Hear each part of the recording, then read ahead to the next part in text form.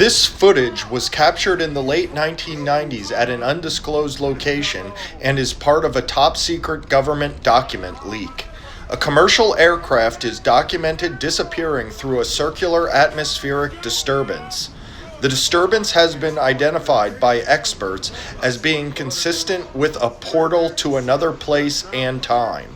There have been no public comments from aviation authorities as the existence of this incident has been privately denied by authorities. The flight number and destination of the aircraft have not been confirmed.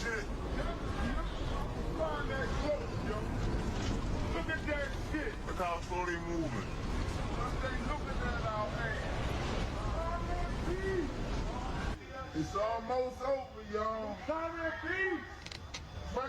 Y'all see this shit right here on live in the fucking sky. Ain't no motherfucker.